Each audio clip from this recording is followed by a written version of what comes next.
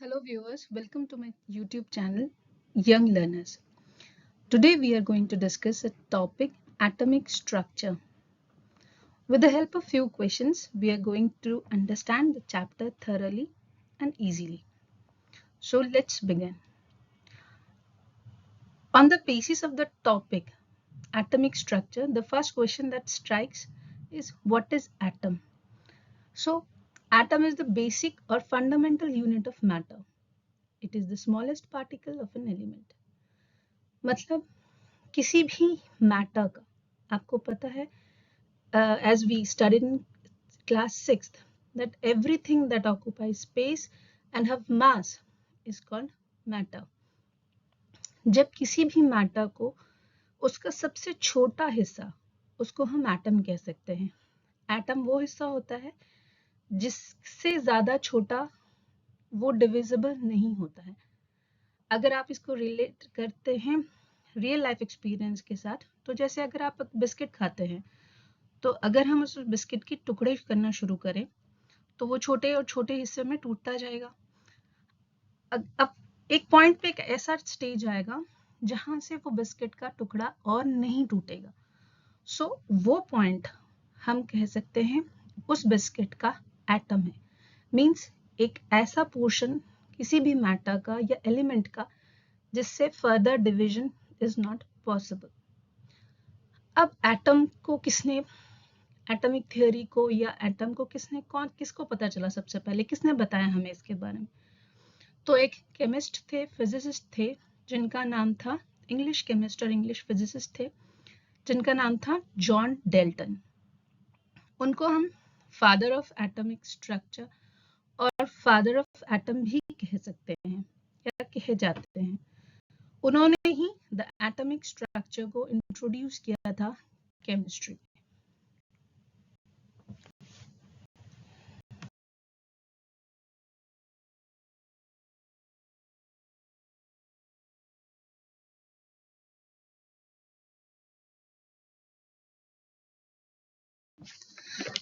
As we know that atoms are the smallest particle, so it is not visible through the naked eyes. For that we need some specialized instruments. But the fact is हर चीज कुछ ना किसी चीज से तो बना होगा ना. उसी तरह से एटम जो होता है वो भी कुछ सब एटॉमिक पार्ट से बना रहता है. तो इस जो स्लाइड में हम देखेंगे वो सब एटॉमिक पार्ट्स क्या क्या है. आपको स्लाइड पे दिख रहा होगा एक पिक्चर जिसपे आपको एक दिख रहा होगा कहीं न्यूक्लियस लिखा है. न्यूक्लियस जो होता है वो एटॉमिक का सेंटर पार्ट होता है. न्यूक्लियस के अंदर न्यूट्रॉन और प्रोटॉन्स होते हैं और जो इलेक्ट्रॉन्स होता है वो भी दिख रहा होगा आपको एक एक्सिस से में उसको या ऑर्बिट जिसे हम कहते हैं वो उसके अराउंड न्यूक्लियस के अराउंड रिवॉल्व करता है. इसमें एक और चीज जान लीजिए, जो प्रोटॉन होता है वो पॉजिटिवली चार्ज होता है, इलेक्ट्रॉन्स जो होते हैं वो नेगेटिवली चार्ज होते हैं और न्यूट्रॉन होता है they don't carry any charge. तो ये होता है एटम का स्ट्रक्चर.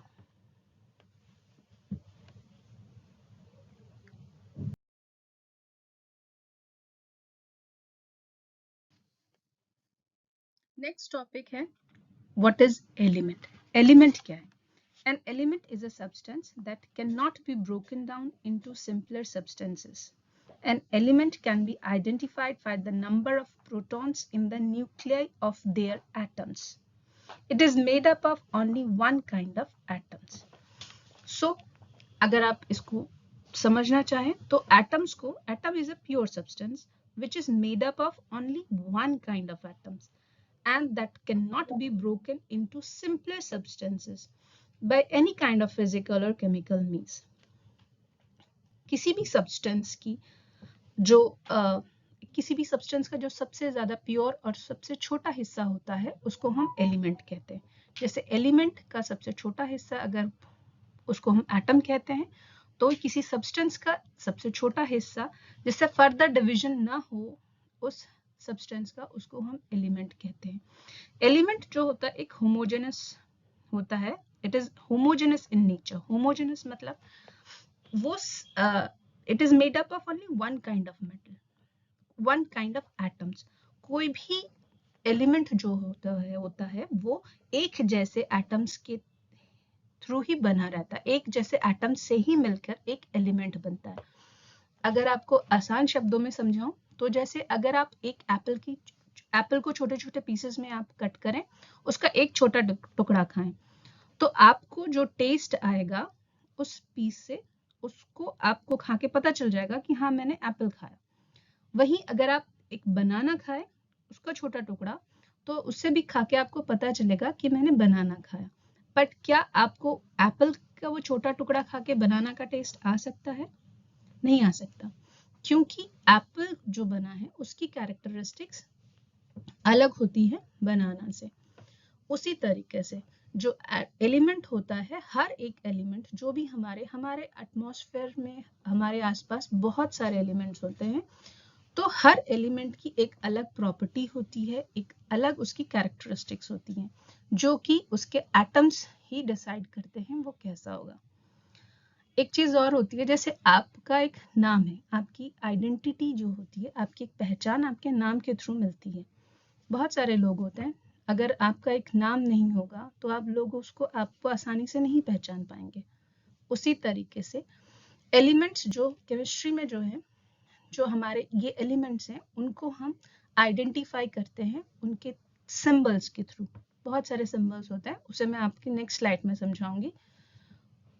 वो और एक जैसे अलग अलग एलिमेंट्स की, जैसे आपकी कार्बन, हाइड्रोजन, ऑक्सीजन, नाइट्रोजन, ये जो होते हैं ये अलग अलग एलिमेंट्स होते हैं।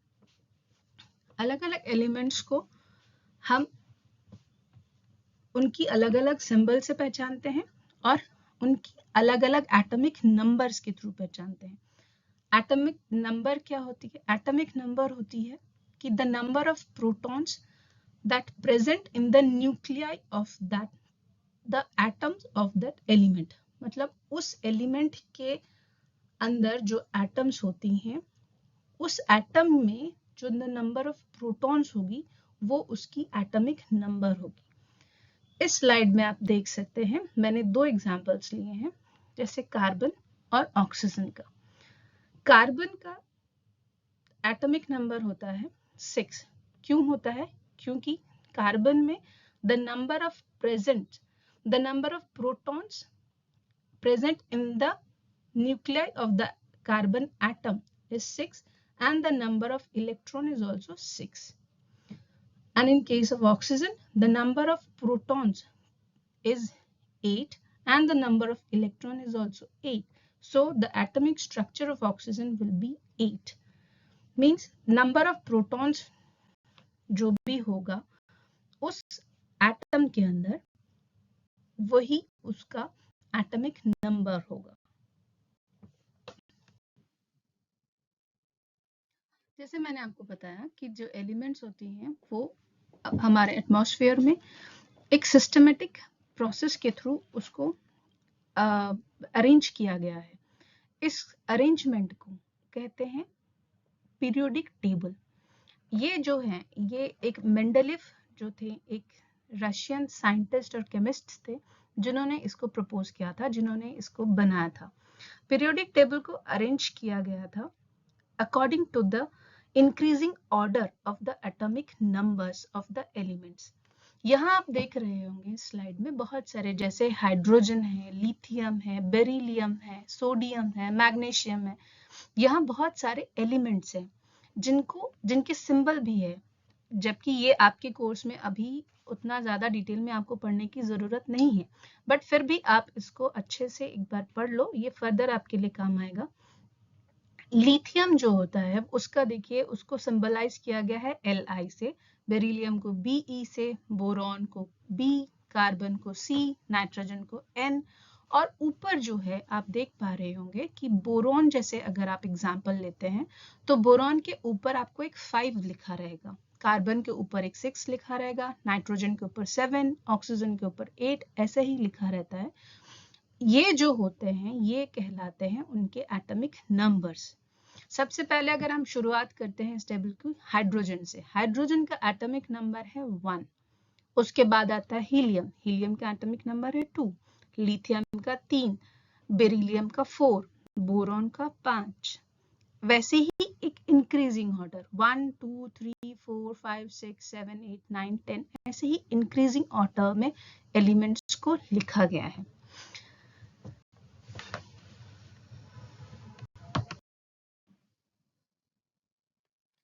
Next topic is molecule. What is molecule? Atoms of same element or different elements combine to form a molecule. These are the smallest particle of substances retaining their physical and chemical properties. मतलब अगर आप किसी भी element का एक element का एक atom लेते हैं और उसी एलिमेंट के दूसरे एटम के साथ अगर आप उसे कंबाइन करते हो तो एक मॉलिक्यूल बनता है, उसी सेम एलिमेंट का मॉलिक्यूल बनता है। अगर आप एक एटम का एक किसी भी एलिमेंट का एक एटम दूसरे किसी एलिमेंट के एटम्स के साथ कंबाइन करता है तो भी एक मॉलिक्यूल बनता है। सेम एलिमेंट का अगर एटम्स जुड़ते हैं एक साथ तो भी उसको हम मॉलिक्यूल कहेंगे, और डिफरेंट एलिमेंट्स के एटम्स भी अगर कंबाइन होते हैं तो भी उसे मॉलिक्यूल ही बनता है। जैसे ऑक्सीजन, मैंने एग्जाम्पल में भी लिखा है। ऑक्सीजन जो है एक एलिमेंट है, ये हमने पहले पढ़ा पीरियोडिक टेबल में, उसको रिप्रेजेंट करते हैं O से। तो एक एटम ऑक्सीजन का अगर कंबाइन होता है दूसरे एटम ऑफ ऑक्सीजन से तो वो बनता है O2। O2 is a molecule and O is a element। उसी तरीके से नाइट्रोजन को रिप्रेजेंट करते हैं N से, आपने पीरियोडिक टेबल में देखा होगा। लेकिन जब नाइट्रोजन का एक एटम नाइट्रोजन के ही दूसरे एटम के साथ जुड़ता है तो वो फॉर्म करता है one molecule of nitrogen and that is represented as N2। उसी तरीके से जब हाइड्रोजन, नेक्स्ट एग्जांपल है HCl, इसमें क्या हो रहा है, इसमें दो atoms of different elements combine हो रहे हैं, एक है हाइड्रोजन दूसरा है क्लोरीन। तो हाइड्रोजन और क्लोरीन एटम जब मिलते हैं तब बनता है hydrogen chloride and it is a molecule. उसी तरीके से H2, दो हाइड्रोजन के एटम जब मिलते हैं एक ऑक्सीजन एटम के साथ वो फॉर्म करता है H2O दैट इज वाटर। अब हम लोग इसको तो समझ गए हैं व्हाट इज मॉलिक्यूल और व्हाट इज एटम। अब हम एक चीज आपको और बताएंगे कि व्हाट इज एटमिसिटी। एटमिसिटी एक छोटा सा टॉपिक है जिसको डिस्कस कर लेते हैं। एटमिसिटी होती है it is the number of atoms present in a molecule of an element. किसी भी एलिमेंट में, किसी भी एलिमेंट के मॉलिक्यूल में द नंबर ऑफ एटम्स, कितने नंबर ऑफ एटम्स होते हैं वो उसकी एटमिसिटी कहलाती है। जैसे अगर H2O हमने एग्जाम्पल लिया है, इसमें आपके कितने एटम्स हैं, इसमें आपके दो हाइड्रोजन के एटम्स है और एक ऑक्सीजन के एटम है, तो टोटल 3 एटम्स हुए। तो इसी तरीके से एटमिसिटी होती है जो हम अभी डिस्कस करेंगे नेक्स्ट स्लाइड पे। नेक्स्ट स्लाइड है types of molecules. On the basis of atomicity that we discuss in the earlier slide, हम लोगों ने मॉलिक्यूल को डिफरेंट टाइप्स ऑफ में डिवाइड किया है, या वो होता है डिफरेंट टाइप्स में उसको डिवाइड किया जाता है। पहला एग्जांपल आता है जिसका पार्ट आता है वो है monoatomic molecules. There are 3 or 4 types of molecules: monoatomic, diatomic, triatomic and polyatomic। आप जैसे नाम से ही समझ सकते हैं, monoatomic means a molecule of an element composed of only one atom, means इस मॉलिक्यूल में जो नंबर ऑफ एटम्स होगा वो 1 होगा, तो इसको कहेंगे मोनोएटॉमिक।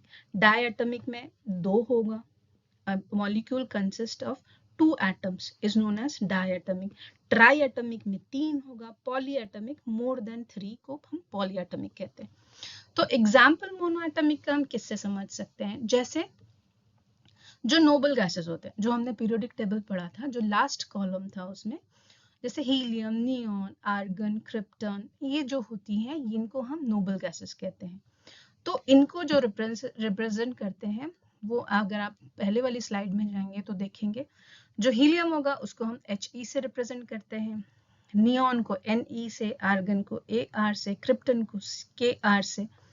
उसी तरीके से इसका मतलब क्या है, इसमें the number of atom is 1, मतलब हीलियम का जो मॉलिक्यूल होगा वो एक ही एटम से बना होगा He। मोनोएटमिक के एक और भी एग्जाम्पल, अच्छे एग्जाम्पल होते हैं जो मेटल्स होते हैं, जैसे पोटेशियम। पोटेशियम को हम लिखते हैं Na, रिप्रेजेंट करते हैं उसे सोडियम, सोडियम, जैसे सोडियम लेते हैं, पोटेशियम का एग्जाम्पल भी लेंगे बाद में। तो पहले अगर हम सोडियम लेते हैं, सोडियम को हम रिप्रेजेंट करते हैं Na से, तो इसका एटॉमिक नंबर इसमें सोडियम में कितने एटम्स हैं, 1। उसी तरीके से पोटेशियम को हम K से रिप्रेजेंट करते हैं जिसमें एक ही एटम होता है, कैल्शियम को Ca से रिप्रेजेंट करते हैं जिसमें भी एक एटम होता है। अगर हम डायटॉमिक मॉलिक्यूल्स की बात करते हैं तो डायटॉमिक मॉलिक्यूल्स में जैसे हाइड्रोजन, ऑक्सीजन, जो हमारे गैसेस होते हैं, एलिमेंट्री गैसेस, जैसे हाइड्रोजन, ऑक्सीजन, क्लोरीन, नाइट्रोजन, इसमें होता है जैसे हाइड्रोजन को रिप्रेजेंट करते हैं H2, मैंने एग्जाम्पल में भी लिखा है, ध्यान दीजिए, H2 मतलब जिसमें 2 एटम्स है हाइड्रोजन के, ऑक्सीजन O2 2 एटम्स है, N2 2 एटम्स है। उसी की तरह ट्राइएटमिक मींस नंबर ऑफ एटम्स उस मॉलिक्यूल में जो होगी वो 3 होगी, ट्राई 3। उसका सबसे अच्छा एग्जांपल है O3, ozone. O3 means oxygen के 3 एटम्स एक साथ जुड़ता है और उसे बनाता है एक मॉलिक्यूल जिसको कहते हैं ओजोन। पॉलीएटमिक मॉलिक्यूल्स होते हैं more than 3, more than 3 atoms combined together to form a molecule called polyatomic, जिसके एग्जांपल है फास्फोरस। आपने फास्फोरस का टेट्राएटम, अभी फास्फोरस जो होती है उसमें आप देख रहे हो एग्जांपल में लिखा है P4 मतलब फास्फोरस के 4 एटम्स एक साथ जुड़े रहते हैं और मॉलिक्यूल बनाता है जिसे कहते हैं फास्फोरस। उसी तरीके से सल्फर का भी एक एग्जांपल होता है, वो भी एक टेट्रा एटमिक मॉलिक्यूल का ही एग्जाम्पल होता है। तो इससे हम ये समझ चुके हैं अभी तक कि different types of molecules, monoatomic, diatomic, polyatomic, टेट्राएटमिक।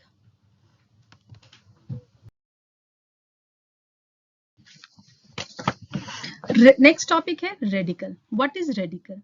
Radical is a single atom of an element or group of atoms of different elements behaving as a single unit with a charge on the group।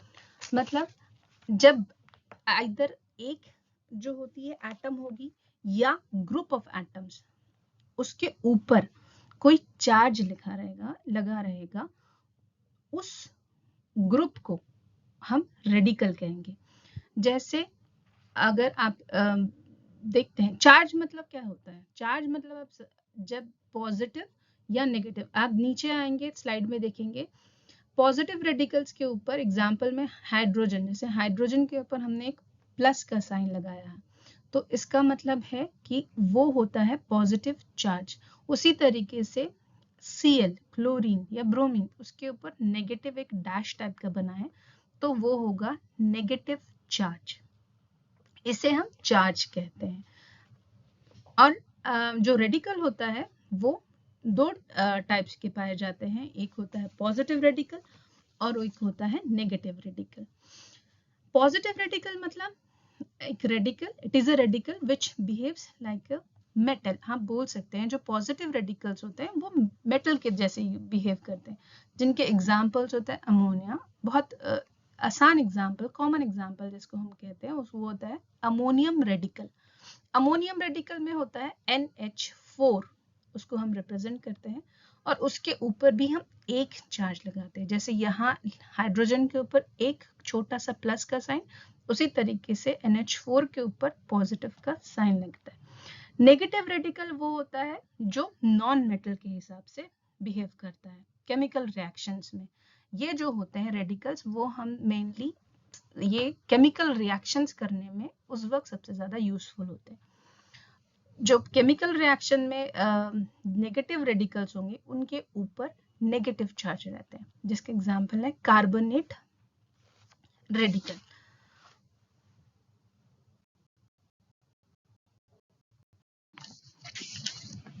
Next topic है basic radical and acidic radical. पहले slide में हमने समझ लिया था कि radical क्या होता है, अब बेसिक रेडिकल और एसिडिक रेडिकल क्या होता है।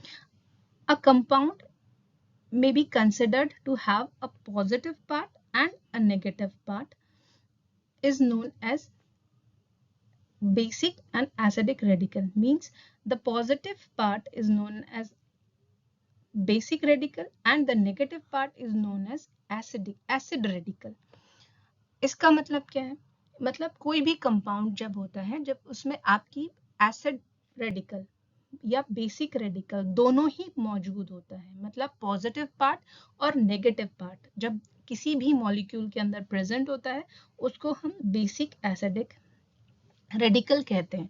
जैसे अगर आपकी फैमिलीज में अगर फीमेल्स एंड मेल्स दोनों होते हैं, तो वो एक फैमिली इज अ यूनिट, एक सिंगल यूनिट की तरह बिहेव करती है। उसी तरीके से एक ऐसा रेडिकल या ऐसा मॉलिक्यूल जिसमें पॉजिटिव एंड नेगेटिव पार्ट दोनों ही होता है, उसको बेसिक रेडिकल एसिडिक रेडिकल कहते हैं।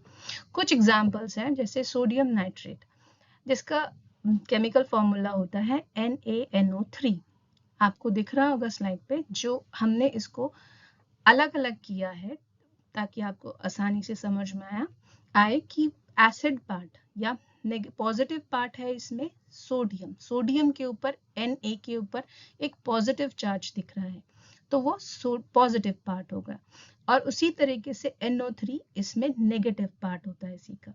उसी तरीके से अमोनियम सल्फेट में अमोनियम का होता है NH4, जिसमें पॉजिटिव, सल्फेट का होता है SO4, जिसमें दो नेगेटिव पार्ट, जो इसका नेगेटिव पार्ट होता है। सल्फ्यूरिक एसिड में भी H जो होता है, हाइड्रोजन जो होता है वो पॉजिटिव होता है, SO4 जो होता है वो सल्फेट वाला होता है, वो नेगेटिव होता है। उसी तरीके से सोडियम हाइड्रोक्साइड का भी आपको एग्जाम्पल यहाँ दिख रहा होगा। तो ये एग्जाम्पल्स हैं एसिड रेडिकल और बेस रेडिकल का।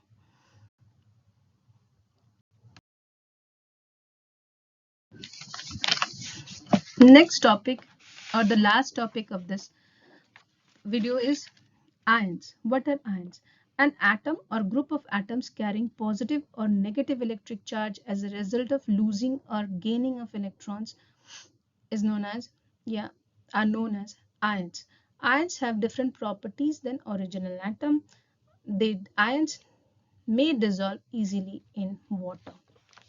So मतलब क्या है? मतलब जब आप कोई भी एटम की या ग्रुप ऑफ एटम्स के ऊपर जब चार्ज देखते हैं, इलेक्ट्रिक चार्ज, जैसे मैंने आपको पहले बताया, पॉजिटिव का या नेगेटिव का इलेक्ट्रिक चार्ज जो होता है, वो जब देखते हैं उस आयंस को या उस एटम को आप आयंस कह सकते हैं। अगर आप पॉजिटिव चार्ज होता है, समटाइम्स जो होते हैं, जो एटम्स होते हैं वो इलेक्ट्रॉन्स लूज करते हैं और गेन करते हैं, तब इन चार्ज को हम यूज करते हैं या लगाते हैं एटम्स के ऊपर।